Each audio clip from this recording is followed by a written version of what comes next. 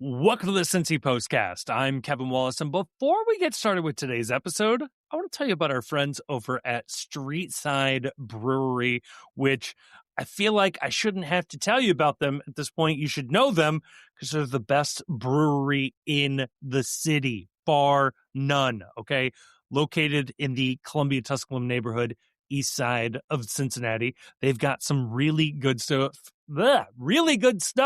going on over there. Delicious beers, delicious food, super friendly staff, great environment, and I've mentioned this before, I will continue to mention it. They have some really cool events. In fact, I'm looking at my browser right here. $10 Tuesday pint nights. This is something that they've done in the past. They're doing it again this year.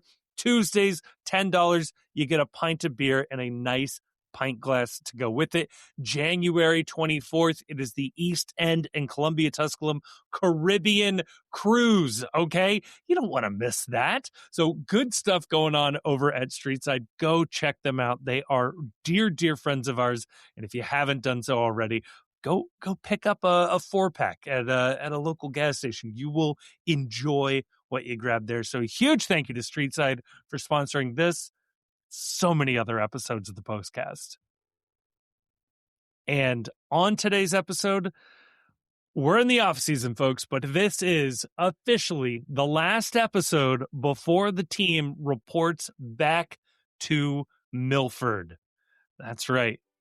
The pitchers and catchers, the players are reporting for preseason duty. This is an exciting time. We've got some news going on. Luca Orishano, we officially say goodbye. There are new coaches coming into FC Cincinnati. We take a look at that preseason schedule. What exactly is the FC getting themselves into? We touch on all of that and so much more. Put it all together. You got yourselves one of the final truly dark days of the off-season Postcasts.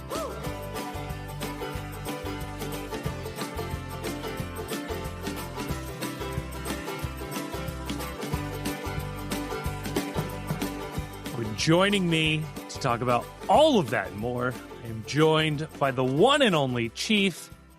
Chief, how are we doing tonight? Doing good. Cooling off a little bit. We're in that weird period right now where the season feels like it's about ready to start. Well, let's just get going. And I really do believe that part of the reason for that is maybe if a sports team I cared about was, in the NFL playoffs, great games this weekend. Every game, I think, coming down to like the last minute, shows you why the sport is king in this country. If I had something else to focus on, maybe the return of soccer wouldn't be quite as pressing, but I'm ready to head south in more ways than one to get away from this weather and to also get the season going, get things started, figure out where we're at. If you could tell me that like next weekend started the CONCACAF Champions Cup, hell yeah, I'd be in. Like, let's do this. I don't care that we haven't had any training yet. I want to see the guys out there. I mean, it is very funny. I was talking to a guy at work about it was asking, so like, when does the FC Cincinnati season start back up? Like, what does that look like? Like, he's he's a little longer in the tooth, let's say, very much the classic American sports fan. And I was like, oh, they report to preseason training on Monday, like, and they got games in 5 weeks. Like, so I think part of what we really need to capture, and I think it's not only Cincinnati specific, but I do think it has a Cincinnati tie-in that's a little deeper than you might find elsewhere, is that for me, when I was growing up, like, how did I measure the sports calendar? I measured the sports calendar till when my team got eliminated in the NFL, which, growing up a Tampa Bay Buccaneers fan in the 80s and 90s was, we'll say October-ish.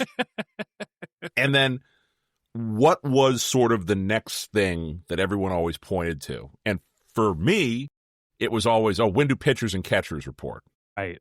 So I think in that spirit, I think that what the FC needs to do is they need to designate one player group to get to Clearwater, Florida, at least a day early So we can say, strikers and wingbacks report on January 17th. Like we're strikers and wingbacks in, or, keepers and center backs in on January 18th. That's what we're looking forward to. We're looking forward to keepers and center backs.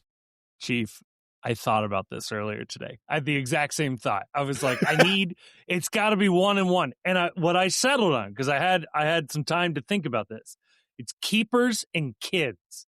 I need the goalkeepers and all the academy kids who are going to be a part of this. I like that. Keepers and kids. Keepers and kids. Like the guys that are filling out the training side for everything. They're the ones that the keepers and kids report January 17th. Yeah, I like that.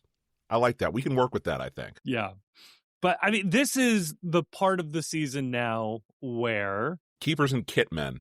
Keepers and kitmen. I mean, that's maybe more accurate as to what's happening. But we are finally at the point now where the new additions, right? Like if you don't have your new additions in now, you can go ahead and start the stopwatch on the excuse of them not getting the full preseason, right? Well, so this is good.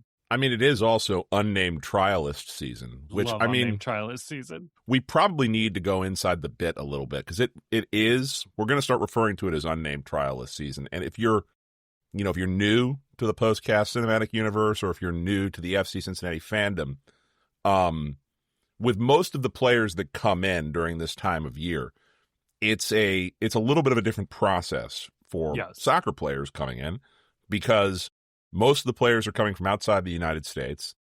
And when you come from outside of the United States, maybe you've heard about this organization. You have immigration and you have issues that arise with that. And you can't just come here and start playing for FC Cincinnati. You have to get a work visa.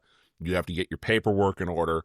And until you do that, you can come to America on a visitor visa, but you can't work in America. And yes, they do consider playing soccer work, as well they should. So until that happens, until the visa situation is sorted, you are not allowed to do work in the United States. It is in fact a violation of United States immigration law to be working in this country while under a tourist visa. Yes. You can get yourself in Dutch real quick doing that. So in order to get around this, or to get around the idea that, they are not rostered under MLS, they have not signed or finalized their MLS contract. Nobody's working here. Nobody's working. Like Brian Ramirez is not working with FC Cincinnati. He is not doing any work. If he is here, it is just for the process of seeking employment or doing all these other things. He's not working. Now, an unnamed trialist who may bear a striking resemblance to Brian Ramirez, well, that individual, that could be anyone. Yeah. That unnamed trialist could be an American. It could be someone from South America with all of their paperwork in order. Who is to say? But yes. And specifically, unnamed trialist is trialing. They have not been officially offered any sort of compensation or employment. They are merely a fit individual nearby the training center that has been allowed to come inside the gate to help make up numbers as they run five-a-sides. Like there are, we don't know. And when you are trialing with FC Cincinnati, if this is going to work, it doesn't matter if you're Santi Arias and who has been featured on some of the biggest clubs in the world. Like you still got to try out for FC Cincinnati. And until we sign that contract and we have dotted every I and crossed every T on our visa applications and all that sort of thing, well, of course we wouldn't be having him actually do any work. That would be illegal. And there's one thing we want to do here at FC Cincinnati, and that is to follow the law. Absolutely. Comply, and nothing bad will happen. Now, folks may remember this. You have to take your mind back to a brief moment in time, the year of 2020, but pre-pandemic. It was a very narrow window of time you get to work with. Excuse me. There was a preseason match. I feel confident in saying it was against Philly. Might have been against NYCFC, where the Cincinnati Enquirer's Pat Brennan was live tweeting this game, where he accidentally gave a name to an unnamed trialist in Jurgen Locadia. Yeah. Very quickly Became a deleted name the tweet. It became a name trialist real quick, and we can't have that. No, it's deleted the tweet, and then immediately was like, having technical difficulties, may not be able to tweet the rest of the game. Prank caller. Destroy phone. Oh, so good. I've been told, and this is one of those things where I can neither verify this source of information nor confirm this source of information, but there have been occasional times where people who have been, we'll say, younger employees of FC Cincinnati who may be earning some sort of a credit from a university as opposed to a full paycheck may not have been fully aware of the need to vet photographs to ensure that no unnamed trialists are appearing to do non-trialist work with FC Cincinnati. And there have had to be some speedy retractions of images that are otherwise shared out there in the internet zeitgeist, if you will. God, I forgot about this. This is a fun game of cat and mouse we get to play with the club, which is they will post training photos and we are scanning everything for that little blurry blob in the background. Hey, is that Elvis Powell? Or is that somebody else? Is that an unnamed trialist we need to name right here? I don't know if we've ever talked about this on the show before, but the level of photo analysis that happens in like the group chat on some of this stuff, yes, gets really deep. My favorite one of all time, legitimately, is everybody remembers the Jaap Stam. What was the guy's name? Timo something or other. Yeah. The guy that posted the wrong coach yes. as the welcome Jaap Stam graphic. Yes. The first person that picked up on that in the group chat was Jonah. Yes. And he was convinced that the earlobes were all wrong between Jaap Stam and this guy and was doing like this photogrammic breakdown of the earlobes between the two because none of us could tell this guy apart from Jaap Stam. We were like, yeah, it looks like a bad photo, but I mean, it might be the same guy. And Jonah was the only person that was like, this isn't the same guy. They screwed this photo up. This is wrong. This is mislabeled. And sure enough. I'll never forget DJ Schweitzer, who at that time, I will say, had all the reason in the world to believe that FC Cincinnati got this wrong. For whatever that's worth, who was not convinced it was the wrong photo. So no, I wasn't either, for that matter. It was an open question, but Jonah had it dead on from moment one.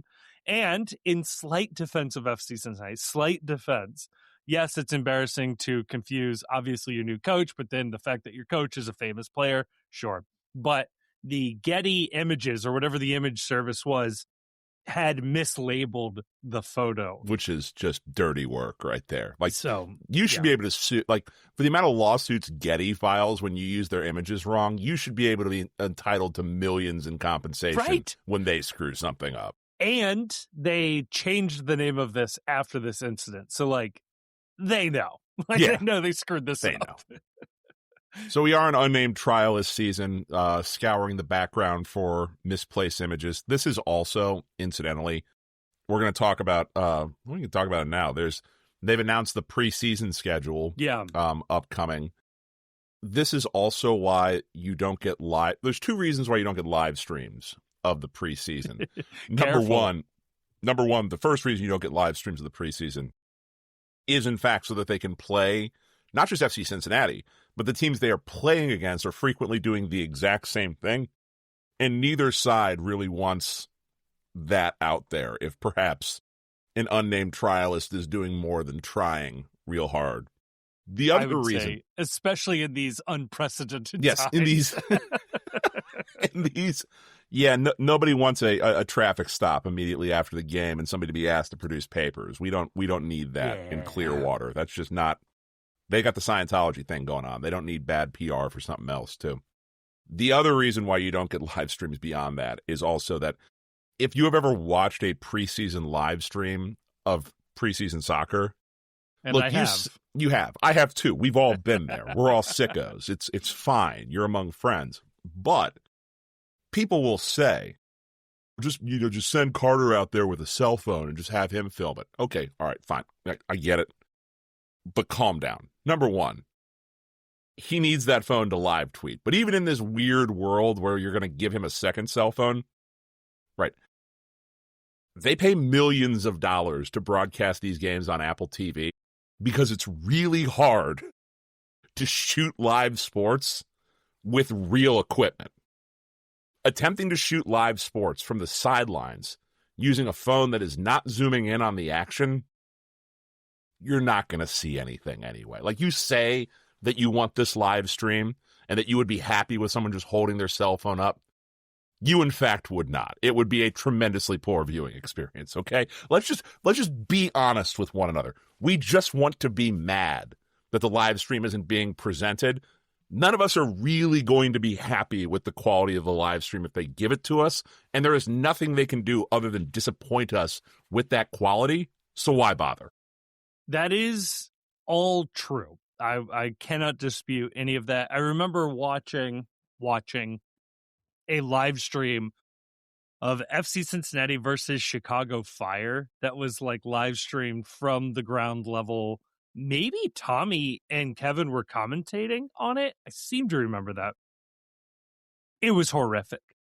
But I will say, Chief, in maybe a slight defense of the idea, Don Garber went on the Landon Donovan and Tim Howard podcast and said that at some point, if not this season, then next season, they are going to try a broadcast that is entirely iPhone. Okay, but that's like when you see those stupid... All right, time out. Okay, time out. Number one, it's like when they do those commercials shot on an iPhone. Yes. And you're like, wow, he shot that on an iPhone. And then they show the iPhone the person shot it on, and it's got like a full like gimbal rig. Yes. There's like 15 attachments on the lens. Yes. There's incredibly professional lighting. It's definitely not lit with an iPhone flash. That's for damn sure. Yes. and everything else, there's like $10,000 worth of equipment, like $50,000 worth of equipment attached to the iPhone, to where, yes, I agree that the iPhone is at the center of this apparatus you have constructed. But man didn't just pull the iPhone out of his pocket and be like, I'm going to shoot a Hollywood TV commercial. Like, that's not... So yeah, they may start shooting this on an iPhone. The iPhone will be somewhere involved in the production. It will not be on an iPhone. Yeah, I want to see the shot on an iPhone, edited on an iPhone, no external equipment, just some guy scrubbing back. Just and some forth. guy doing this right here, like, hey, hold on. Or worse, did you see, this is wildly off topic, but it's the offseason, I don't care. Please. That, I think it was Disney Plus is planning to start offering vertical video content. Vertical short form video content. Kill me. Just kill me. Well, every 6 months, someone attempts to redo Quibi. That's exactly where my mind went. And I love Meg Whitman. I'd love her more if perhaps we would have signed a third designated player this offseason instead of just giving the money to Miles. Neither here nor there. But, like, there are a lot of really good reasons that didn't work. And every so often, like, some VC or some idiot dickhead with, like, a degree from Wharton has to be reminded nobody really wants this. Look, I'm a Quibi believer, okay? I think the pandemic killed Quibi, and I think people have been terrified at the idea of professional, well-made, 5-minute-long episodes of content. Like, people are already watching, like, 56-part videos of, like, some random person's beef with a restaurant that they have in their hometown. Like, that exists. So just give me, like, the well-written, well-acted, well-produced version of that, and, like, we got something.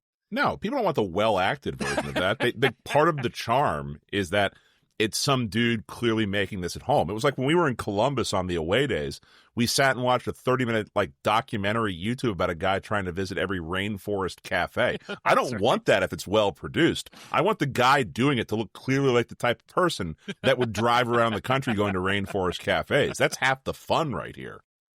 Fair enough. But yeah, the Disney thing was tough, man. That's not a good look. Yeah, the minute Apple is like, or MLS is like, you know what the problem with soccer is? that it's in horizontal format. If we're going to be the first league that goes to vertical format broadcasting for all of our games. Okay, hear me All out. right, hold on. I'm talking myself into this. Is like something MLS might actually do. We take the iPhone and we put it vertical over the field, and we get the all 22 bird's eye view of the game and just live stream that to TikTok, baby. So we're reinventing 8-bit video game soccer, where like everything is 3 pixels and it's shot from like a really high angle, so there's no detail. I see no downsides. It would not surprise me if Apple and MLS are like, no, we're going to have it's going to be, you will get the vertical video format before you get radio announcers on the road. Something we've been promised any day now. Yeah, this is the year that you finally get Tommy G on the road. Oh, jeez. See, these are free ideas for Apple on MLS. I don't know why they're not calling us on this sort of thing. Man, the vertical video, just like a drone hovering over the stadium, or filming everything. Just filmed on an iPhone held vertically. It's like we're starting a whole new trend right here. Come on, that'll be great. No, we got the preseason schedule. Based on this, Chief, I would assume. So they go down to Florida in like a week, right? Like I think they're only in Cincinnati for a week, and then they go down to Florida. They play in the Dominican Republic on February 18th. On February 11th, they play Orlando City at the Waters Sportsplex. Do they come to Cincinnati before then? Or do you think they just go directly to the Dominican Republic from Florida? They probably just go to the Dominican Republic from Florida. I think it'll probably be sense. I think it'll be optional. I think that probably the way that it'll work is because there are some people that, I think we heard this from Evan, maybe when we talked to him the one time, that depending on what your family situation is, some people choose to come back when they have an opportunity just to see the wife, see the kids, that sort of thing. Gone for 5-6 weeks at that point, sure. Because, soccer players are very well compensated. They're not MLB, NFL, NBA compensated, where you can afford like the au pair and all the people that are helping out at home. Like, that's a struggle. Yeah. For one of the two parents to be away that long, depending on the age and number of children that happen to be in said households. So I think that there will be some players that go directly. I think there'll be other players that come back to the 513, check in at home, maybe attempt to do some things to avoid a divorce happening while they're away for that long. Fair enough. Yeah. The preseason schedule, was there anything that stood out to you about that other than that? I mean, the same thing that stuck out to you. Yeah. We're not playing the Philadelphia Union. Oh, wait, no. It was the Detroit City matchup. Wow. Blast from the past. Exciting stuff. All right. Where does the Detroit City Open Cup game rank for you in the annals of must-win FC Cincinnati games in history? Because I've still got it as top 3 must-win games. Now, there are some must-win games they didn't win. Like that Columbus Crew Eastern Conference Finals. That was a must-win game that went kind of, sideways on them. Pretty high up there, yeah. Famously. The Miami Open Cup semifinal. Miami Open Cup, yeah, that was a must-win game that sort of, I'll be controversial on this. If I had to rank them, beating DCFC, that was a bigger must-win game in the 2022? No, it was we weren't in MLS at that point. It would have been 2018. Open Cup? Yeah. 2018. I still maintain that was more of a must-win game than the Miami game in the playoffs this year. I got over losing to Miami pretty quick. I don't know that I would have come back to the fandom if they would have lost to Detroit City in the Open Cup. It would have been tough. There's a similar moment in 2019, actually, that I think a lot of people have put out of their minds. I think that's fine. 18, we played Louisville in the Open Cup. We were in MLS. They were in USL. It took us until late into extra time to win that game. That, like, losing to your rival the year you got promoted in the Open Cup would have been real tough. I think that's a real tough pill to swallow. But that Detroit City game. So we actually were asked this recently in the Discord. So I think it is probably worth sort of reliving some of the history here. People can go back and look at this online. There's YouTube videos of this. And for the large extent, they still sort of carry themselves this way. But Detroit City, back in those days, were in the 4th division. They were fully an amateur team. And they had the NPSL, the National Premier Soccer League, which yes. Is important to add to this story. Yes. Was also the same league that a predecessor, or not even a predecessor, a previous attempt to bring pro soccer to Cincinnati, the Cincinnati Saints, yes, were part of. But continue, Kevin. Yes, and the Saints and Detroit City had a nice little rivalry. So when the Saints went away, I mean, for whatever the NPSL rivalry was worth, but when that went away, there was some weird animosity there. So that starts this off. When FC Cincinnati was first announced in 2016, 2015 into 2016, Detroit City fans on Twitter were told to FC Cincinnati fans, mocking them for not supporting the Saints, for not supporting soccer previously, for making fun of the team for being, this fake money thing that is not community driven, all of these things, right? And Detroit City fans are like the beloved punk rock fans of lower division soccer.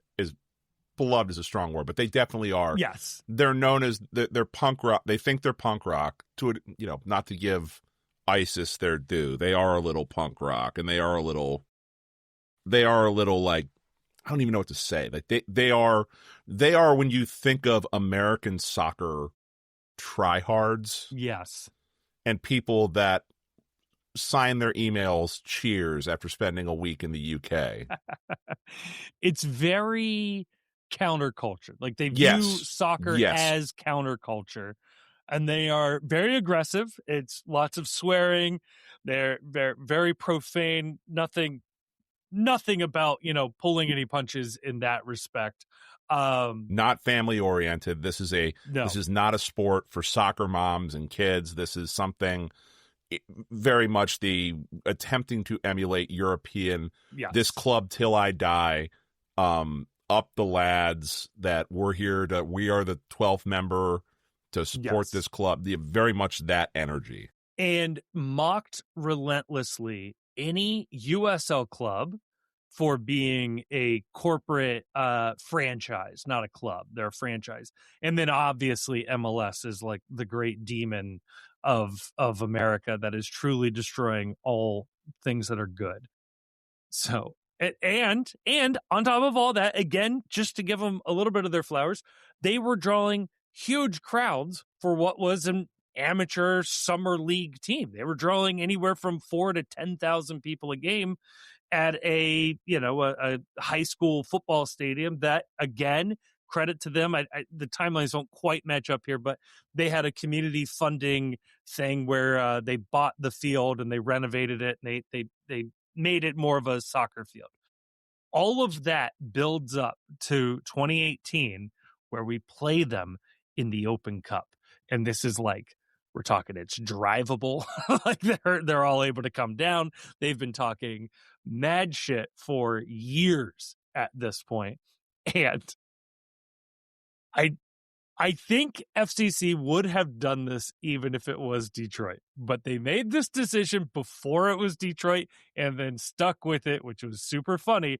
It is the only competitive match that FC Cincinnati ever played, not at Nippert during those years, but at the Gettler Field, I believe is what it was. Gettler Field. It seats technically 2,000 people at UC's soccer field. Yeah. A ticketed event at this stadium. The back in the day, if you weren't a fan of FC Cincinnati during the USL years, even the Open Cup games, they would play at Nippert Stadium. Capacity back in those days, they had the upper deck tarped off, but it was still close to I don't know, 20,000, 25,000 people was capacity. They had a lot of tarps up to herd the crowd in. But for Detroit, they were thinking, oh, we're going to be able to, well, this is a chance for us to show off and bring our show on the road. It's a 4-hour drive. This is this plastic USL team. I think at that point, we were already into MLS, or the announcement was...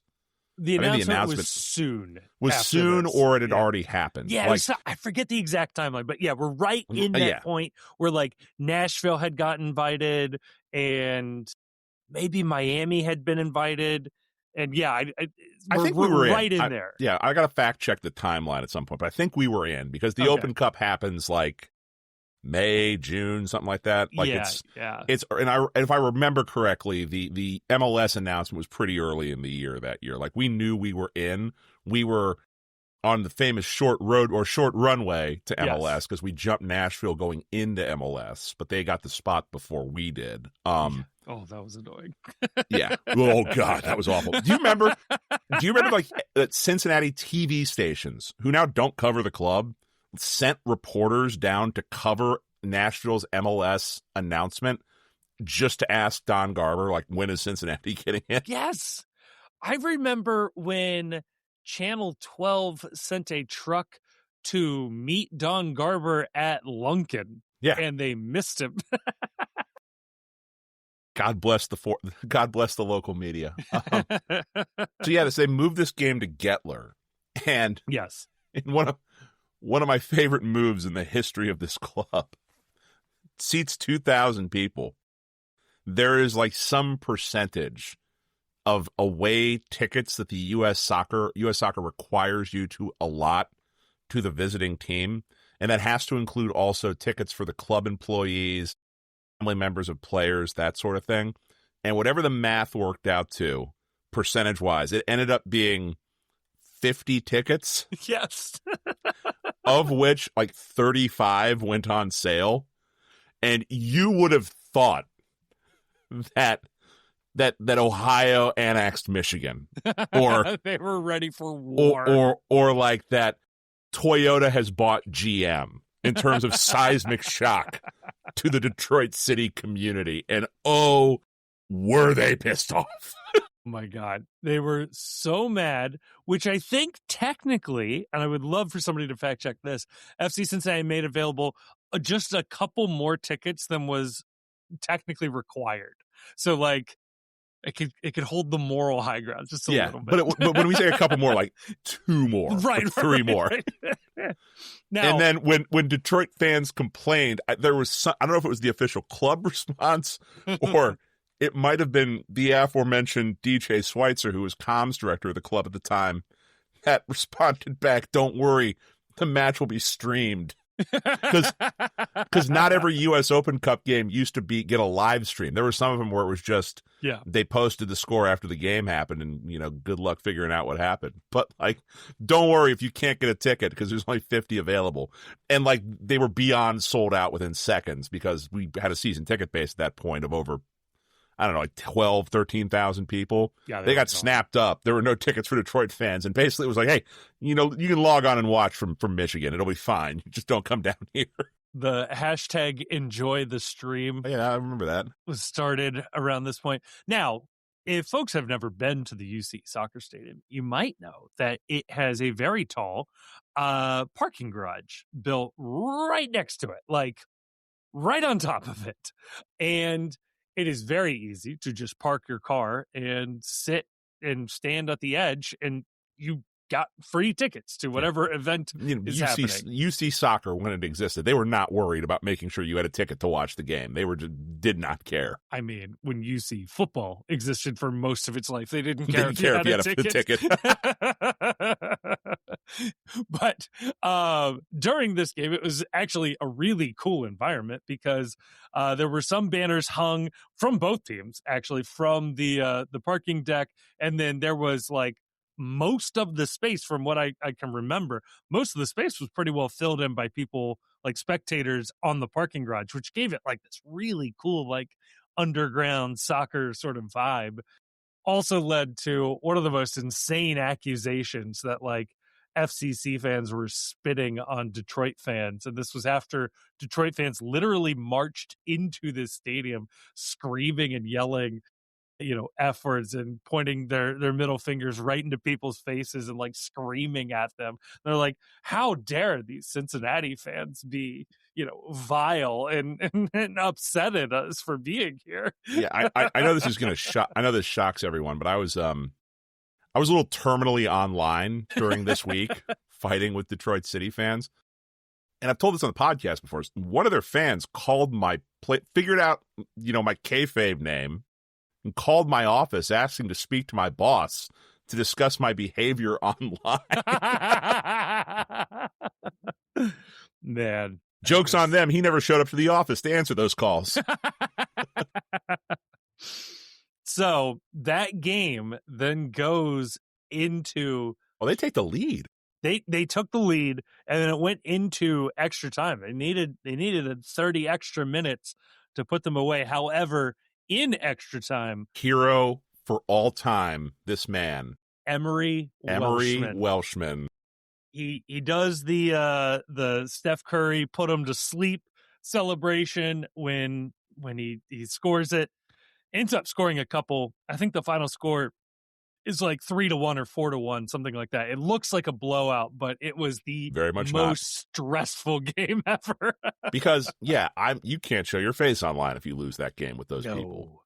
And just the memes from Jonah and Mame, and I know Das Harks was getting into it. Like, we had the content mill churning for this game, baby. Oh, it was one of those moments where I've never been prouder to be an FC Cincinnati fan. That we went from this bullied group of people who were shouted at when the team was founded to, they poked a new version of the bear and they weren't prepared for the claws. Now, to sort of put a bow on the story, obviously we win. Detroit goes on to, in fact, have a fairly successful time as a soccer club because they were positioned, as we said, this punk rock soccer movement.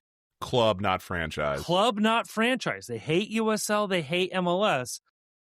Who then sold a mysterious, 40% stake in the team to a unknown benefactor who gave them both the cash on hand and the deep pockets of a now majority owner that allows them to then meet the requirements to move to the USL Championship, which they did, and where they play today. They are a franchise of USL with, I think the guy came forward and he's like a car dealer or something like that. Yeah, like it wasn't nefarious. It wasn't, I was really hoping it was, the Little Caesars guy or something like that. That or the Ford family. Yeah, they were trying to like backdoor their way into an MLS franchise. But yeah, so they now are the villain that they tried really hard not to be, and it's really funny. And now in a really full circle moment, I don't care if we win this preseason game or not. Although I did think, and we'll go inside the bit here a little bit. Yeah. I did suggest it was pointed out to us this week by our Twitter admin that Kevin lost a bet earlier in the year where he in fact bet Grayson that the Columbus Crew would not make the MLS Cup playoffs as presented by Audi, as discussed by the Post Cincy. Grayson had agreed to reveal himself on camera if Crew missed the playoffs. Kevin agreed that if the Crew made the playoffs, he would stream him to a 12-hour I Show Speed style live stream. Which, Kevin, are you in fact going to pay up on this bet? I am going to pay up on this bet. Okay, so before you discuss how you're going to pay up on this, you don't have to announce that now. No. But yeah, you don't have to announce that now. I had made the suggestion in the group chat. Yes. That it would be very funny, very funny, if we got Kevin down to Clearwater, Florida, to do his live stream at the preseason game. Yes. But not show the game, just have the camera pointed at Kevin the entire time, reacting to whatever it is that's happening, and just see the chat, just turn the camera around. I want to see what's going on. Can't do that. I have to be on the live stream the entire time. I can't leave the camera. I gotta pay up the bet, guys. Come on. I get to watch the game. You don't. It's like an ultimate troll move. I just like really freak people out. Be like, oh my God, Denke's hurt. Oh my God, this doesn't look good. Non-contact. No, I was going to say I don't have a plan yet for the live stream, but I have ideas of a plan. Concepts of a plan. Concepts of a plan will be in the hands of the generals before the season starts. There we go. Sad we couldn't pull off the Detroit City thing, but I know schedules are a mofo. Do we think? Yeah, no. Can we get you down to the Dominican Republic? I didn't talk about this, but I was about an hour away from O&M. Oh yeah, O&M college in the Did Dominican you go and pay Republic. cash to learn to start some classes there? Pay the cashier? Did, actually. Nice. I'm taking a project management class. There you go. Cool. Good for you. Nothing on my end. Dang. Chief, there's one other thing I just want to throw out there. The graphic for the preseason schedule, ripples of water. Another river kit? A puddle kit? A puddle kit? We retire the cream jerseys, right? So it's not going to be another blue kit. I don't think we do 2 blue kits. If we're going Barry Bonds theme, it'll be a clear kit this time. He didn't know, though. He didn't know it was steroids. It's all right. It happens. Yeah, every so often. You're just injecting yourself with stuff. Yeah, just applying the topical cream, man. It could be icy hot for all I know. How do I know my forehead's getting bigger? Would they do a dark blue kit and a light blue kit? That doesn't seem likely. I don't think so. I would imagine. And again, I haven't seen the kit. I haven't even asked to see the kit. I don't even know if they'd show it to me at this point. Probably not. I wouldn't show me these sorts of things either. Yeah, fair enough. I would guess that it will probably be something in an orange. Go back to an orange again for the away. It would not surprise me to be something that was more pattern based, because like a lot of teams around the league are doing that. We seem to have enjoyed the sash look for our home kits now. Our away kits really don't have any kind of a theme to them. So I think that it's all probably fair game at this point. I think it's so stupid they don't reveal this way earlier so people can buy them and have them in hand for game 1, week 1, match 1, whatever it is. Like this is not some state secret. There is no reason why you can't announce the kit design and have them on shelves before Christmas, or even if they're not ready in production, which is nonsense. They've had these designed for months now, if not years. Right, correct. There's no reason why you can't just drop this on Monday and just, here's the kit. We know you're probably gonna buy it. Yes. You know what? I was thinking about this though, Chief. With the move to the summer schedule, they will have to fix this problem. Long sleeves? Well, potentially that, but like the kit will have to be announced sometime before the season starts. In the summer. Like in the summer, like in that like 1 month window. I mean, maybe not. Maybe not. For all we know, that they'll keep the schedule and change kits over the winter break, and they'll wear them, and you'll change kits midway through the year. They might actually do that. I mean, from a business standpoint, that's a great idea, because if a player is on your roster, you might have to buy like your favorite player's jersey in the old kit and your favorite player's jersey in the new kit, even though he's on the team only for 1 year total. You get 2 kit purchases out of somebody. Oh my God, they're gonna do that. Yeah, business metrics. I was thinking. All right. Vertical video filmed on an iPhone. Yep. Kit release mid-season to sell more kits. Obviously. I am just pumping money-making ideas out for MLS right now. Like, this is... Why wouldn't you want to sign this show up and put us on, the Apple TV right here? they seem to love the idea of producing their own content. So they love it. Oh, trust me. Like I was at the gym the other day watching, and FanDuel TV was on in the locker room. Dude, we are doing FanDuel TV. Right yeah, no, the video quality's better. They had some dude that was on there wearing headphones the size of 1980s Walkman. Bad video, and it's just two people talking about the Cleveland Cavaliers. Like, this is awful television. How do you do this? Well, respect to them. I think that's going bankrupt. Yeah. So.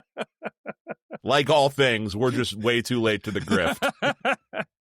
Yeah, the all of the MLB teams pulled out of their regional sports networks, and so which, I mean, the Apple TV deal better and better by the day, because if they had gone just about any other way, if they'd have tried to re-up the old model of national TV games on ESPN, each individual team still selling their broadcast rights.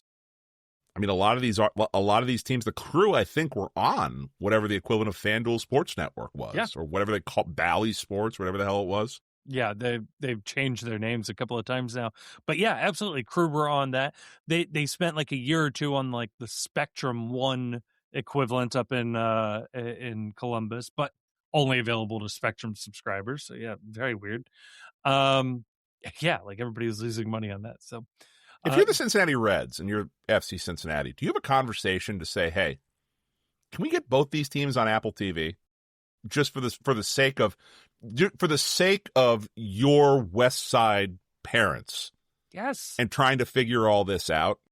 Like, hey, like you don't need to get the MLB.TV app. Just get the Apple app. It's already the one you use to watch Ted Lasso and the Shrinking, because you watch Harrison Ford even though he's 100 years old.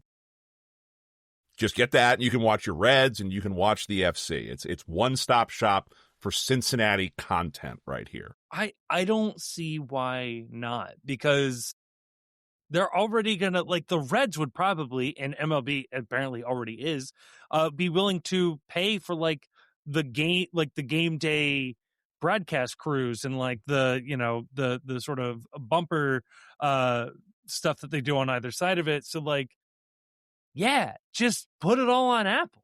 Like, it doesn't matter. I mean, they're filming it anyway. Just find somebody to broadcast. I think the Guardians are on FanDuel as well. So, sign them up. Then you have the Crew, FC Cincinnati, and all of the Ohio's baseball teams all on one channel. If in any city where there's an overlap between MLS and a team that's losing its RSN, that makes way too much sense to me. MLB already is on Apple.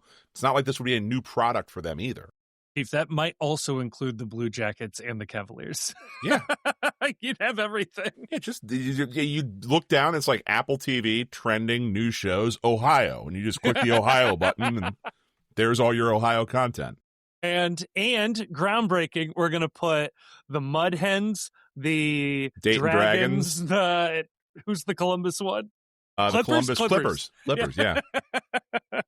Put the Cyclones on there too. What the hell? Yeah. Well, what is it? The Toledo Walleye. Walleye and the Lake Monsters, something like that. They used to be the Cleveland Lumberjacks back in the day. Yeah, there's a Cleveland, like Lake Monsters one too. The Burning Rivers. We can make this happen. Put the whole Mac on Apple. Come on. Mac, Apple. Come on. What are we doing here? What are we doing here? Chief, that's the third idea. Buy a Mac, watch the Mac. Come, every Mac comes with the Mac. I mean, come on, dude. Come on. Yeah. These are $1,000 ideas right here that Apple is turning down. These are $1,000 ideas. Tens of dollars being dozens left on the and table. Dozens of dollars.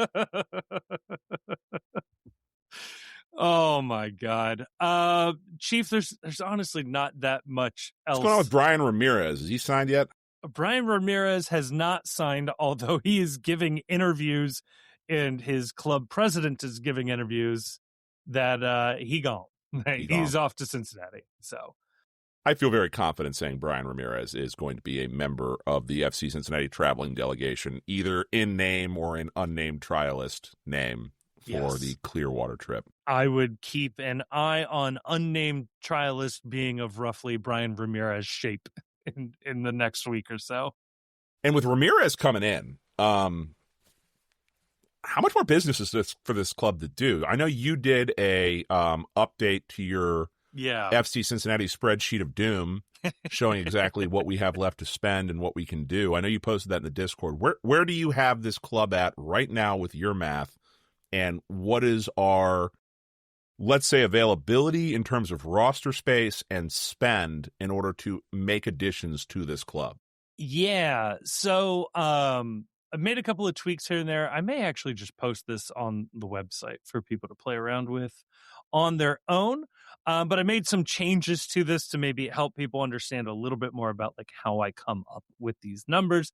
There's a bunch of assumptions that you have to make when doing this. However, the top line number I have is that FC Cincinnati has, give or take, $3 million of budget space to play with, and give or take 3 senior roster spots available and 1 supplemental roster spot that would be of roughly the Kyle Smith, Nick Hagland, or last year Brian Anunga, Brad Smith type player. So you've got about 4 spots, $3 million. The supplemental player, that spot I would expect to be open deep into the season. That's what they did last year with like signing Kai Kamara late, Brad Smith late. I think you leave yourself some flexibility. Also on that spot right now is Kenji Momodem. He still takes up an international spot as far as I know. I would not expect him to stay on this team from a roster mechanism standpoint. I would assume he gets loaned to either FCC2 or maybe a USL team just to free up that international spot. So maybe you got 1 or 2 spots there. But yeah, 3 senior roster spots and about $3 million to work with. And that's not counting Brian Ramirez, right? So Brian Ramirez will occupy one of those senior roster spots, or are you counting him? I've counted Brian Ramirez, so for the sake of the math here, and people can criticize this, I'm saying a $3 million transfer fee and a salary of $650,000 a year. Sounds about right. That's about as much as I can get him. That is just a hair under the sort of max TAM. It's what, like 1.81 this year, I think, 1.82? Yeah. So $1,803,125 is the maximum salary you can make without being a DP. I have him at 1.7 with this math here. That makes sense. And then that'll include a little bit of room for, incentives or things like that he's, possibly going to earn this year. Well, so that would mean 3 senior roster spots, 1 supplemental roster spot, $3 million in total. What my takeaway from that would be is that you are probably, and you can disagree if you want to push back on this, you're probably looking at the ability, if you want to make 1 more, I don't know what the word splash signing is because these are all going to be TAM players. You are looking at the ability to bring in 1 more bigger signing, or potentially 3 middle of the road type signings as well. Now, one of the other things that's going to impact that is that we've talked about on the show a little bit, the idea of if they want to, and I do think they want to, moving either Ender Echenique or Gilberto Flores off of the U22 designation and onto the senior roster, and then at that point, I think at least some of their transfer fee, I don't know if it's all of it, but some of it will have to be amortized and accounted for. The good news is I think Ender's transfer fee was only like $550,000, $600,000. Yeah. And I don't think he's making much more than $300,000, $400,000. So you could move Ender to one of those senior roster spots. It would leave you with 2. His budget hit would then be at, I don't know, I have the numbers for you. Oh, tell me more. Ender Echenique, as a U22 right now, his budget charge is $200,000. That's capped, whatever. I have his transfer fee at $640,000 and his salary at $324,000. That's how much he made last year. That makes his total budget charge $516,000, But which he's is already to on say, he's already on 200,000. So really the only increase would be 300,000 to move him to the senior roster. So you could open a U22 spot and then have 2.7 million to spend on your 2 remaining senior roster spots, but also 2.5 million because you'd have to budget 200,000 for the U22. Yep. So 2.5 million for 2 additional roster spots, for 2 senior roster spots. But then you've got a U22 spot open where, as we've said, and if you're following along, your U22, you can pay $1 as a transfer fee, you can pay $100 million as a transfer fee, as long as you can make the salary numbers fit under the U22 designation, which I think is they have to make less than, 800,000? Yeah, less than $803,125. Right. Yeah, in case you don't know, the max TAM number is calculated as the max amount that you can make without having to use GAM or TAM to pay more, plus $1 million. You can only make $1 million more than what the max salary charge is and still be considered a non-designated player. And where the number comes from is that it is 12% of a team's salary cap, and the salary cap increases every year, so that number increases every year. And that's dictated by the collective bargaining agreement. So we know already what that number is going to be yearly, except we know they're going to tear all this up in the middle of the summer. So yeah, sometime over the next 12 months, I would expect, if not a new CBA, a heavily modified CBA. Right. To at least account for some of this. And also, if MLS is telling everybody that they're getting a big old chunk of money for doing all this, the players are going to want a little piece of that too. Yeah. And to be fair, I think we'll probably talk about this a little more on the World's Gam when we start that back up, which maybe this week, who knows? Yeah. A lot of teams are behaving in a manner as if GAM and TAM is going away in the very near future.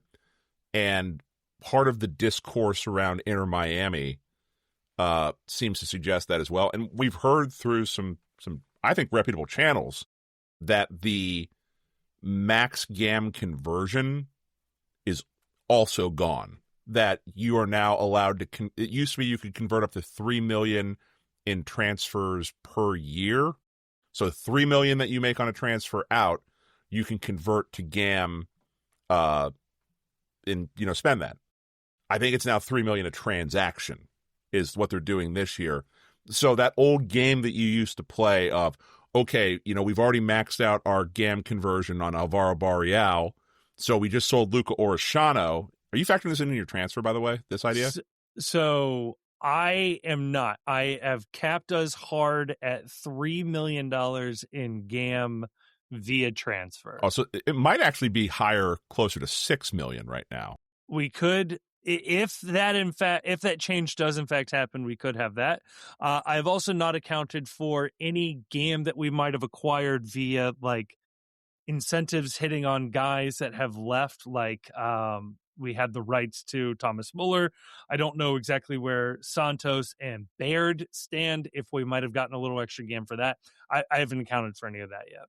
Long story short, there is some terrorist chatter out there that now every sale you can make up to $3 million in GAM conversion. And the most logical explanation for that is that what would make a lot of sense now would be to say, okay, we've already sold Barreal. We've taken a max GAM conversion on that. If we sell Luca Orishano, which they just said goodbye to Luca, I think today they made it official. They're going to take a GAM. They would be able to take a GAM conversion on that, but they're already maxed out this year. So that's where you hear people saying, well, what you really want is you want that, don't pay us until next year so that next year we can have that money hit the books as a $3 million conversion next year. Well, if that's all going away, it would make sense for the rules to change this year of, hey, you sell a player, get the money, buy a player. We're not going to mess with this anymore after this year. And they really let the genie out of the bottle as soon as GAM didn't expire. It used to be that you had to use GAM within a certain calendar year or else it went away. It was literally use it or lose it.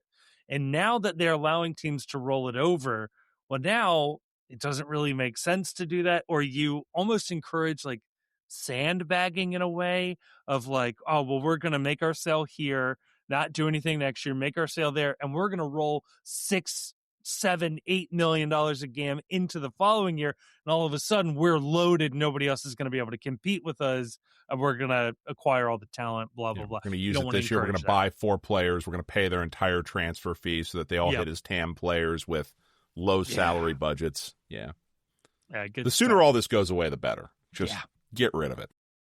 I mean, the easiest way to do this is your designated players are 3, maybe 4, maybe 5 guys where the transfer fee doesn't count against the budget charge.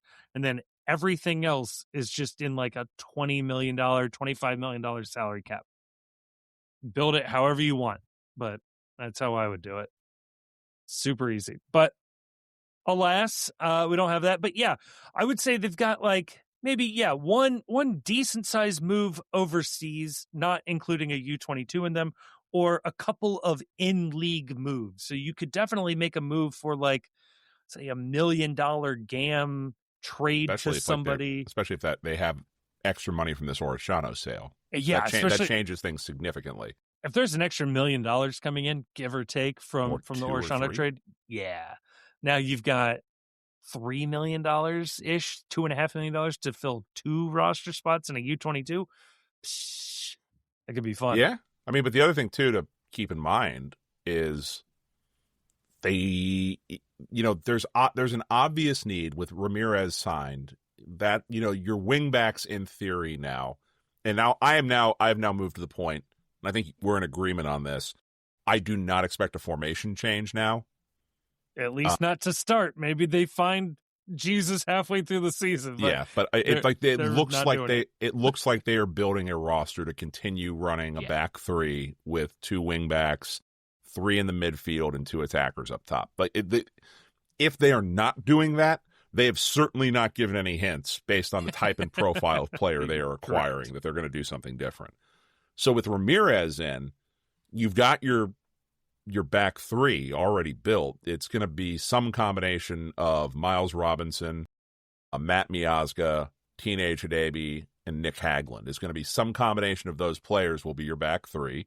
Brian Ramirez and Ender HDK look to be your wingbacks. Your midfield looks to be some combination of Pavel Buka, Evander, and either Sammy Guidi or Obi. And your strikers look to be Kevin Denke and someone else. What I say that for is that there's not a lot of players where it's like, okay, it makes a lot of sense to upgrade here. Or spots to upgrade. Yeah, at least like in terms of salary and, what more you can do with that position. There's not a lot of space to go and upgrade that spot. It's going to be tough. So then you're looking at potentially Jabari starting. Seems a little tough right now, but certainly as the roster is written right now, it's him or Dado or Momba Dem. Like those are your options right now. So I think especially given how the season went last year, Jabari's probably your starter right now, but certainly a U22 striker and potentially there's a move for somebody within MLS, or this might be, and something to keep an eye on. We're always good for one of these. How the hell did Chris Albright pull this loan off? Crazy loan type situation. Yeah. So maybe a loan for a striker. We're on a heater. We had last year was Lucas Engel. Yep. The year before that was Luke Orishano. The year before that was Yerson Mosquera. So this is now 3 years running. This would be. It's very clearly a part of the Chris Albright playbook to go and do this. And this is kind of a year it would make sense if you can find that loan in, because you're expecting that it might be more flexible. It might be more flexibility to bring players in with whatever the salary changes are, especially ahead of the sprint season in 2027. So I don't know. Of those players that I just listed off that we think are right now, that's our starting 11 going into the start of the year. Which spot would you say is most likely to be a target for upgrading? So take away the second striker. We know somebody has to come in there. Other than that's the obvious one, yeah. That's the obvious one. But if you're talking about that they have room to add, potentially one impact player in addition to Brian Ramirez, or maybe one impact player and a U22, is there anyone on that list that you would say keep an eye on that they might actually not be someone who is so locked on after a new acquisition comes in? I mean, potentially one of the center backs. I only say that because you've got Haglund, who's currently on the supplemental roster. He was there 2 years ago. Last year, he was back onto the senior roster. He's now this year back onto the supplemental roster. That was already pre-explained given the contract extension and whatever else he signed a couple of years ago. And Teenage Hidabi's on a very large number, and something that we had expected and could still very easily happen is for him to sign a new deal that gives him more years in exchange for a little less money now. Maybe there's a spot somewhere else in the back line to fill in, to maybe not immediately be the starter, but to push for starting role. We still don't know exactly what Matt Miazga is going to bring coming back. Or if he's going to be here, if he wants a new deal, whether he'll report without a new deal. We've talked about him being an option to trade. I don't know exactly how valuable he is within MLS. I don't know how valuable he is overseas. Maybe there's a market for him. Maybe there are offers and they're just not matching what FCC wants. I don't know. But I could see somebody on the back line being beat out this preseason by a new acquisition. Yeah. Yeah, that's compelling. And I don't disagree. I think that if you find a move for Matt Miazga, all of a sudden, there becomes more of a need there. And also a move for Matt Miazga will also free up more money and another senior roster spot if indeed that happens. So the more you mention it, the more you talk about it, it feels like we have a ton of center backs on the roster. It would not surprise me if they do get another center back. Now, if Matt signs some sort of an extension or there's something that's worked out there, then maybe. But as far as I can tell, they've got Matt this year and no more. They've got Teenage this year and no more. So maybe the other spot I would watch. What are you thinking? Maybe Ender Echenike. A little bit. I thought he looked good. Yeah. This is not me criticizing Ender Echenike. It's just that he is not on a number that is so big that he is a must-play player.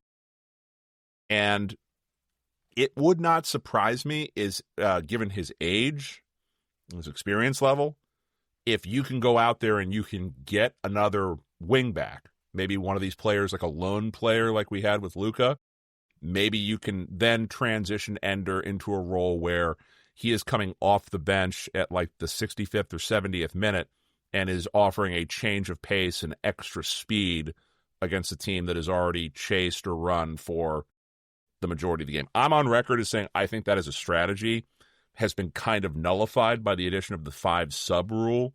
It was a bigger deal when you only could refresh 3 players, and you usually kept one held back until very late in case there was an injury. You can put fresh legs on the field a little bit more readily now, but he has such game-changing speed that I could see a scenario where the team looks at that and thinks we like that off the bench a little more than we like allowing that to happen, 70, 80 minutes a game. Yeah, I think that tracks. With the Kyle Smith acquisition, I think he is suddenly like the number 2 for both the wingbacks and probably all the center backs. Like he's the depth option for all of those. But then that means that primarily on that right side, you have Alvis Powell as the other option there. Yeah, maybe you do look at another option there. Also, keep in mind, FC Cincinnati last year was more than happy to deploy Ender as a striker. And so maybe there's a situation where another wingback comes in, but Ender ends up winning the starting role next to Denke. I don't know, but there's more options there for sure. What they don't have this year, and I think that they didn't have it for a lot of last year, so it didn't matter. They don't have the Yuya Kubo on the bench now where he is everybody's backup, so they are going to need to be a little more intentional about ensuring that there is someone ready to step into just about every role. They've got that covered in the midfield for the most part, where every position has a like-for-like substitute between Evander and Dotto, Guidi and Obi, and Anunga, or Guidi and Obi / Buka and Anunga for Obi primarily. You've got center back depth. You don't have a ton of striker depth right now, so you're probably going to want to bring somebody in, I would imagine, with one of those spots that can help out at that. But wing back is another place where we could use a little more depth, I would say. Especially with how important it is. We saw it last year when Orishano struggled, this team struggled. And when Ender came in and was on fire, this team suddenly looked much better. And so we live and we die by these wingbacks. So yeah, you especially bringing in Ramirez, he should pan out. On paper, he looks like a clear upgrade over Orishano. I'm excited about that. But we hope it's a lot of hope for a new guy, and Ender, a very young guy that you want to make sure that those positions are shored up and maybe pull a couple of lottery tickets to have behind them. See if you don't hit on one or two of them. Never hurts. That's for damn sure. No, I mean, hell, we got lucky with Assad a couple of years ago that needed that. Again, lottery pick. Yeah. So I guess the last big thing to talk about, and this is something that we'd been waiting for most of the offseason, and that is that FC Cincinnati made official the latest addition to the technical staff, to Pat Noonan's inner circle and coaching staff. Brett Utley will be the Dominic Kinnear replacement. He joins the first-team technical staff after spending the previous 3 seasons working for Austin FC 2 as the head coach. He was their head coach when they won the 2023 MLS Next Pro Cup in Austin FC 2's first season in the league. Kevin, I asked this as a 2-part question. How do you feel about the hire? And really, what were we expecting out of this hire? Because I got into this, and my first reaction. Yeah. Go ahead. Let me answer those 2 questions, and I'll fill in where I'm at on this. Well, I mean, so here's the funny thing, right? Is I don't have a good. I don't have my finger on the pulse of the next big American coach and the coaching pipeline, right? So on some level, you can probably cheat, and lots of MLS teams do, and look to the national team. And the national team is probably hiring the best youth coaches in the States, or at least available to them in the world. And we've seen that any number of times where successful youth managers for the U.S. national team end up transitioning over to the MLS side. And San Diego showed that can be a super successful model to follow.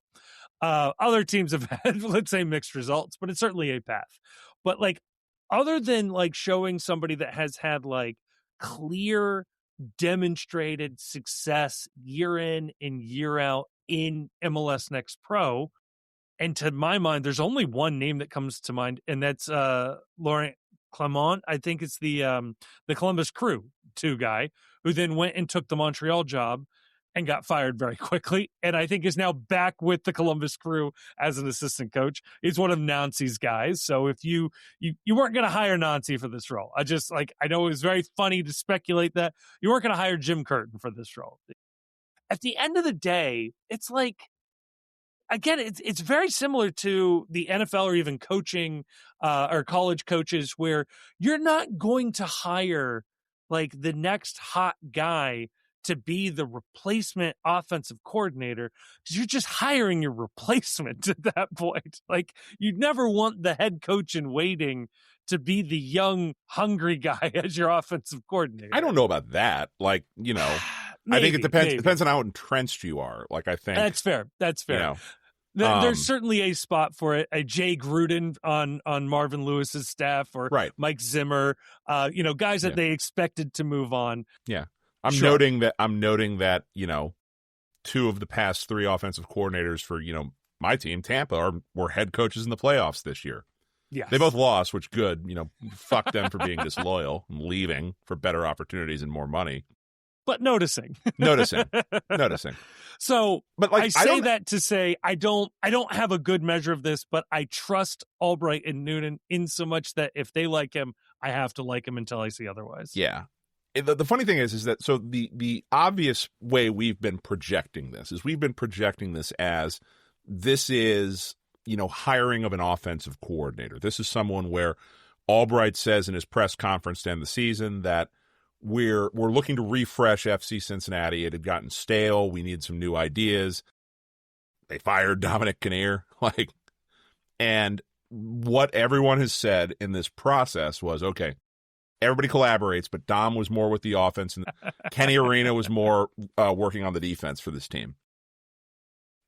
In the NFL, because all of these people are so high profile, because the league is a 10,000-pound ton monster that subsumes all of sports discourse in this country. You know who the good offenses are. You know what they do. And if you say, my team is looking for an offensive coordinator, my team is looking for an offensive coordinator right now. And who are they interviewing? Well, we're interviewing Brian Callahan, who was a terrible head coach of the Titans, but Cincinnati fans would know, did a pretty good job with Joe Burrow in the offense when he was here. And it's like, okay, you can go through and you can say, okay, I've seen what this team that he worked for looks like. This is the sort of offense I would kind of like my team to have. It all sort of transitions and flows. Even if it's not an offensive coordinator from another team. Oh, he was a quarterbacks coach under Sean McVay. I'm betting he worked under Kyle Shanahan. I'm betting he knows how to call plays. All right. Yeah. That's a little harder. Not a little harder. That is a lot harder in soccer, where, especially if you're the coach of the Austin FC2 team, where you can say, okay, was he successful as a coach there? Well, yeah, he won MLS Next Pro 2023. That looks great. Cool. Is that his system? Or is he being instructed to do something that reflects the boss's system to get these players ready for whatever it is that's next in the organization? I don't know the answer to that question. Maybe it's his brilliance. Maybe it's a system that's employed. Maybe the system that's employed there is not the one he would choose to run if he had the opportunity to design a system. And then all of that is against the backdrop of ultimately Pat Noonan is still in charge of this team. So you're not hiring someone unless there has been a meeting that we're not aware of, and that would be very odd given what we know about the Albright-Noonan working relationship of, we are bringing this person in and you are to listen to him on running the system, and you are to do what he says, and we're running his system. And if you don't do this, you're fired. I don't think that's happening here. So it's also got to be someone where, hey, we saw you at the bar and we like your vibe. There's got to be a little bit of that too with Kenny and Pat, that this is a guy they can work with or who has ideas that seem to fit the other thing this team wants to do. So that's a really long-winded way of saying, I have no clue if this is a good hire or not. It seems like they had a pretty exhaustive process to try and identify someone. Yeah. I don't know. We'll see. I think one thing that should give fans, I guess, a little bit of hope is that he does not appear to be from a very tight circle network that is related to all of the other guys. He didn't come from Philadelphia Union, wasn't working with them previously, or didn't work necessarily with all of these guys at the national team. That he does appear to be an outside voice coming in. And I think that's ultimately a good thing.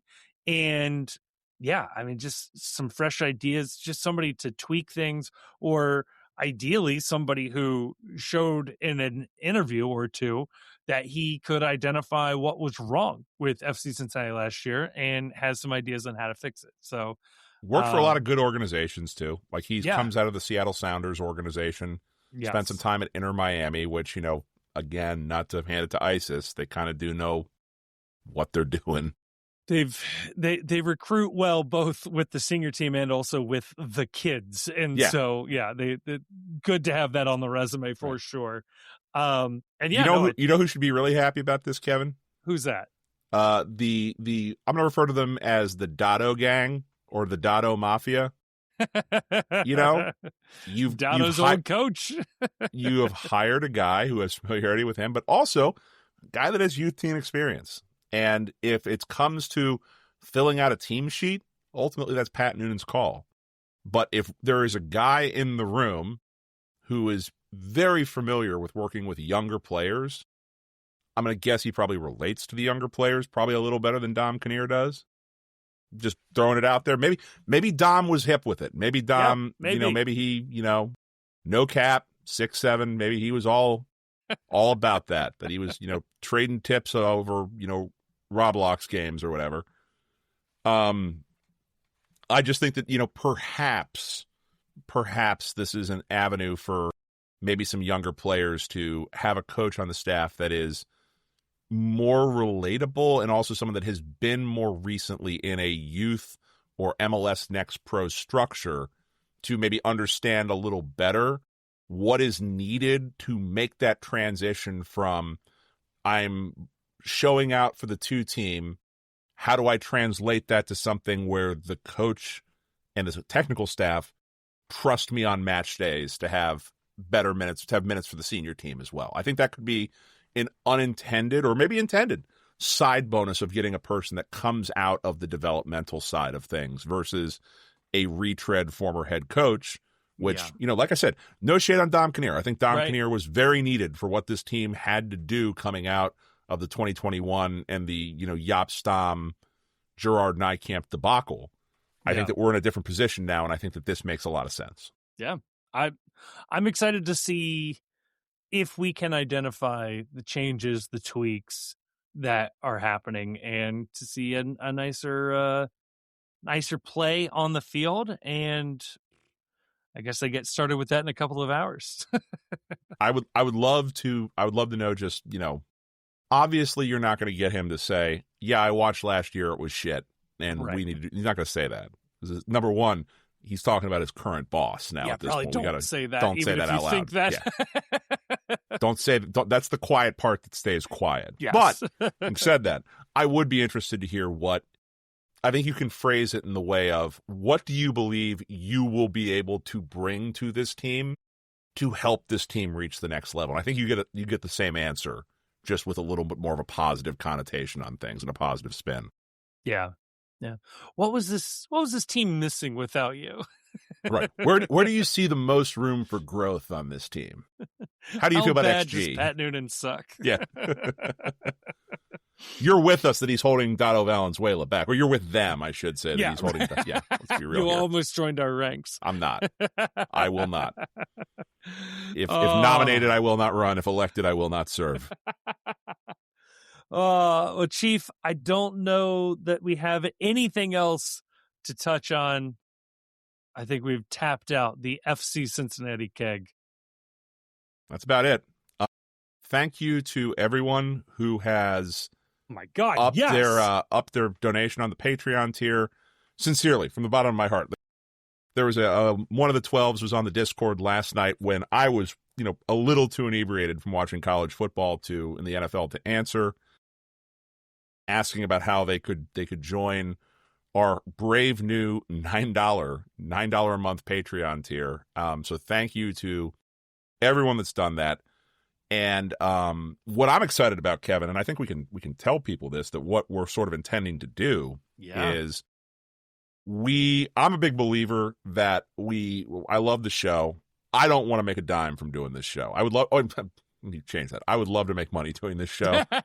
I don't want to make Patreon money doing this show. I would rather the Patreon money go directly to my belief is always that if you are giving money to a show that you like or to hosts that you like, that money goes back into making the experience better for you specifically. That shouldn't be going, to pay for my crippling addiction to Starbucks and bad domestic beer. So we're talking about, Kevin, potentially looking to get some more content up for the website, some more written content. I read the Laurel Failer article that most people, a large number of people, like written content about this team. And let's do it. Yeah. So, and I'm also a big believer. I think people should be paid to write. I don't like this idea of soliciting free contributions from people. If you're going to give us quality content to give to people, if we think it's worthy of being read, you're certainly worthy of being paid for it. And we're hopeful that we're going to be able to do that to bring in like a couple of people as contributors, pay them for what they're worth, maybe get Damon some actual money for providing us our only real official content. And Kevin, you had a secret meeting. We may be in the process of getting a new show that not hosted by us, which would be a nice change of pace. Yeah, so I don't want to spoil too much, but the wheels are in motion. It looks like it is going to happen.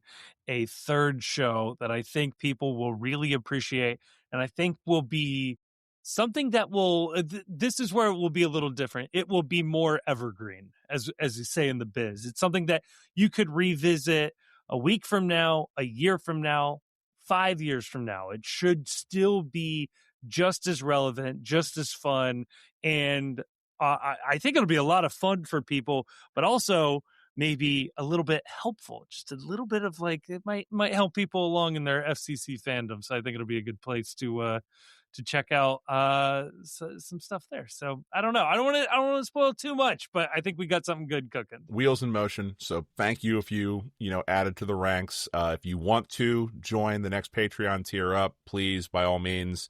If you need help with that, we'll certainly help you give us more money. Believe me, there is nothing any business or any group loves more than no. We will help you make that donation. Don't worry about that. No. You just click right here. Yeah. No, I'll share my screen. I'll show you how to do this on a Zoom call. Yes, I swear it's not a scam. Don't worry. So you got that to look forward to. Like I said, we're spinning the World's Gam back up here shortly. If not this week, then probably next week at the latest. We absolutely have to talk about Andrew Wiebe just losing his mind online about Inter Miami. I'm dying to talk about this. I might send him a message and just be like, we're going to talk about you whether you're on or not. Do you want to be present for this conversation? Or do you just want to be tagged in clips? Because it's going to get wild. Defend your honors. Yeah, sir, how dare you, sir? So we got that coming up. Next month, we're going to do our first probably during the preseason at some point, do our first happy hour with our new Patreon tier. So that'll be a little exciting. And I am happy and proud to report that I have begun the process of throwing together Away Days RSL. My hope is to have that out before, while the preseason is in progress, before the start of the year. So that's something to look forward to as well. Kevin, anything that you would like to announce that we have to look forward for people, or did I steal all the thunder here? No, I think you've pretty well hit the nail on the head. I will say, I have a secret goal, a personal goal of mine, to try to get a little more video stuff up on YouTube that is not just the podcast.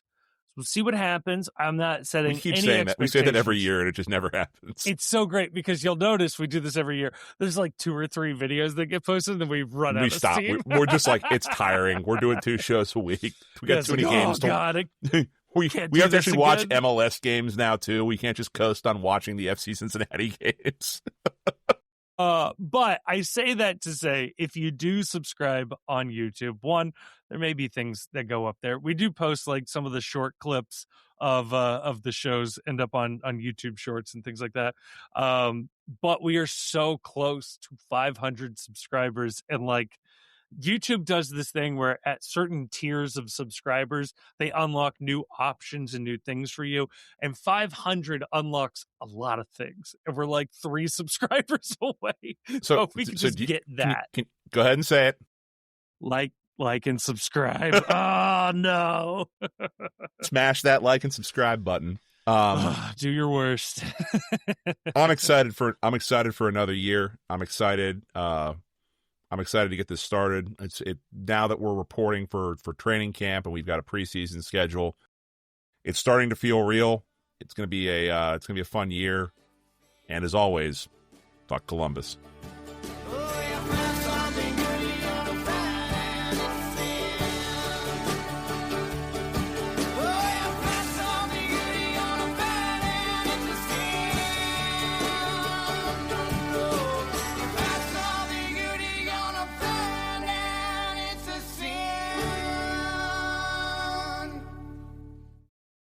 The Cincy Postcast is a production of The Post Cincy. You can check us out online at thepostcincy.com. You can also follow us on Twitter and Blue Sky, Facebook, and Instagram. Twitter and Blue Sky, though, you'll find we're a little more active than the other places. We're also on YouTube, where you can listen to this episode if you aren't listening to it already. We are also putting up video content semi-regularly, including the Away Days series. We want to give a huge thank you to Jim Trace and the Makers for providing the music for this episode. They're a lovely band, and you can find more information out about them in the description of this episode. And if you happen to enjoy what you just heard, can I please ask that you like us, that you rate us on whatever app you're listening to, and maybe more importantly than all of that, share this episode with a friend. When it comes up at work, you're talking about FC Cincinnati, I say, hey, I listened to an FC Cincinnati podcast. I think you guys will like it. It would really, really help us out. Nothing helps a podcast travel more than a good recommendation from a friend, family member. That would be awesome. When it comes to the sorting algorithms that control our lives, a 5-star review would be much appreciated. Also, leaving a sort of written review weirdly does more than that. That's how the algorithms work. So maybe say a nice or a mean thing, whatever, just as long as you give us 5 stars, that'll really, really, really help us out. And if you are looking for more MLS content, check out our other podcast, The World's Gam. Again, a link will be in the description of this episode. That is where we touch on league-wide storylines and news, and we talk about other games and a couple other teams in there as well. I think you will enjoy it if you are just dipping your toes into Major League Soccer. A huge thank you to all of our sponsors. A even bigger thank you to all of our patrons over at Patreon. But maybe most importantly, thank you for listening to this episode.